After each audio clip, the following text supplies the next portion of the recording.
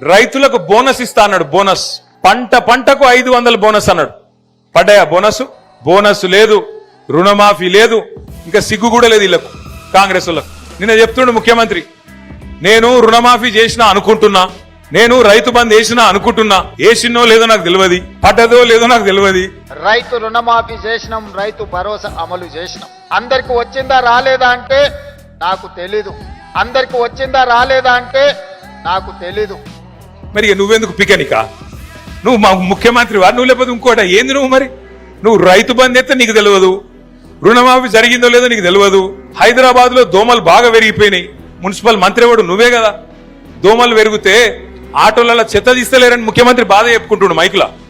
ఈరోజు చెత్త ఎత్తమంటే 5,000 ఆటోలు ఉచితంగా ప్రభుత్వం కొనిస్తే చెత్త ఎత్తాల్సిన ఆటో వాళ్ళు ఈరోజు మేము చేయము, మేము చేసిందే చెల్లుద్ది అన్నట్టుగా వివరిస్తుంది. మరి దానికి నియమించిన కార్మికులు పనిచేయాలి కదా, వాళ్ళతో పని చేయించుకోవాల్సిన బాధ్యత ప్రభుత్వానికి, మున్సిపల్ శాఖకు ఉన్నది కదా. దోమలు పెరిగినాయి అంటున్నారు, దోమలు పెరిగినాయి అంటున్నారు. ముఖ్యమంత్రి నువ్వు గట్లా మాట్లాడొచ్చునా? ఏం మాటలు అవి? ఒక్కటన్నా సక్కని మాట ఉన్నదా? నీ నోట్లకెళ్ళి వచ్చే ఒక్క మాటకు విలువ ఉన్నదా?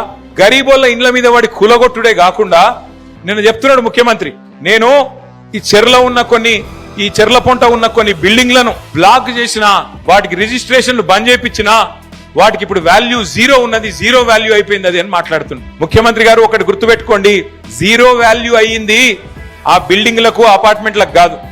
0 వాల్యూ అయ్యింది ముఖ్యమంత్రి మాటకు, నీ ముఖానికి 0 వాల్యూ ఇవాళ ఈ రాష్ట్రంలో ఉన్నది.